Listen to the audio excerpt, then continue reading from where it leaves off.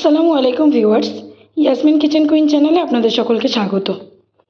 আজকে আমি আবারও একটা নতুন রেসিপি নিয়ে আপনাদের কাছে হাজির হলাম। আজকের আমার রেসিপি হলো ভাপা চিংড়ি, যেটা কিনা বাঙালিদের খুব জনপ্রিয় একটা খাবার।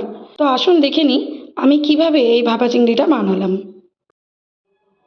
এখানে কিছুটা চিংড়ি নিয়েছি, 2 রকম বাদাম নিয়েছি, আমন্ড আর কাজু, পোস্ত নিয়েছি, সাদা সর্ষে নিয়েছি, আপনারা কালো সর্ষে চাইলে ইউজ করতে পারেন, চালমগজ নিয়েছি, পেঁয়াজ নিয়েছি লবণ, সরিষার তেল।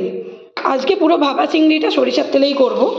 গুঁড়ো মশলার মধ্যে নিয়েছি হলুদ গুঁড়ো, লঙ্কার গুঁড়ো, কাশ্মীরি লঙ্কা, ধনের গুঁড়ো, জিরের গুঁড়ো। এই পুরো যে মশলাটা আছে, এখানে গোটা মশলা 6 রকম দেখতে পাচ্ছেন, এটা পুরোটাই আমি বেটে নেব। আজকে পুরো ভাপা রান্নাটাই হবে বাটা মশলার উপর। তো আমি বেটে নিয়ে ফিরছি, আপনারা আমার সঙ্গে থাকুন। দেখুন, সবকটা মশলা আমার পেস্ট করা হয়ে গেছে। এবারে আমি রান্নাটা শুরু করব। এখানে আমি একটা স্টিলের টিফিন নিয়েছি। আজকে ভাপাটা স্টিলের টিফিনের মধ্যেই করতে হবে, বা আপনারা যদি কোনো এয়ারটাইট কন্টেনার থাকে তাতেও করতে পারেন।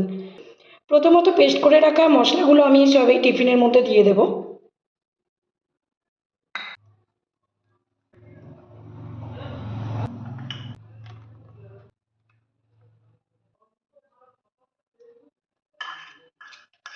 এর মধ্যে এবার গুঁড়ো মশলাগুলো সব দিয়ে দেব। এবার দিয়ে দেবো স্বাদ মতো লবণ, দিয়ে দেবো আমি সরিষার তেল। সরিষার তেলটা একটু বেশি করে দিতে হবে। এবারে এর মধ্যে আমি চিংড়ি মাছগুলো সব দিয়ে দেবো। এবারে ভালোভাবে আমি মশলার সাথে চিংড়ি মাছগুলো নাড়িয়ে নেব। অবশ্যই আপনারা যতটুকু চিংড়ি মাছ নেবেন, বাটা মশলাগুলো ততটুকুই নেবেন। দেখুন, আমার মাখানো হয়ে গেছে, চিংড়ি মাছের সঙ্গে একদম মেল্ট হয়ে গেছে মশলাগুলো। এখানে কোনো রকম জল দেওয়া যাবে না, মশলার যে জলটা আছে ওর মধ্যেই হবে ভাপা চিংড়ি। ঠিক আছে, আসুন এবার আমরা পরের ধাপে যাই, দেখি আমরা ভাপা চিংড়িটা কীভাবে ভাপাবো। এখন একটা ফ্রাইং প্যান নিয়ে নিয়েছি, তার মধ্যে আমরা কিছুটা জল দিয়ে দেব।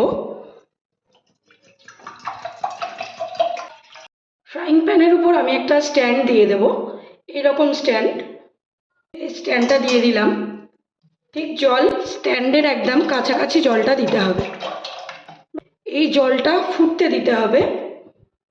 এবার গ্যাস ওভেনটা অন করব। এর মধ্যে এবার আমরা টিফিনটা বসিয়ে দেব। অবশ্যই জলটা দেখে নেবেন পরিমাণ মতো কতটুকু আছে। স্ট্যান্ডের উপরে যেন জলটা উঠে না যায়, সেটা অবশ্যই লক্ষ্য রাখতে হবে। স্ট্যান্ডের নিচ পর্যন্ত যেন জলটা থাকে। এরপর ঢাকনাটা বন্ধ করে দিলাম।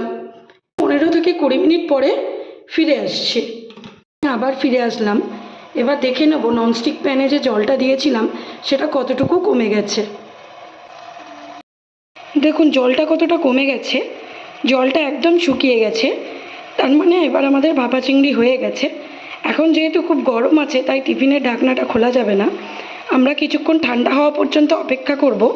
তারপর আমি টিফিনটা ওপেন করে আপনাদের দেখাবো ভাপা চিংড়িটা ঠিক দেখতে কতটা সুন্দর লাগছে।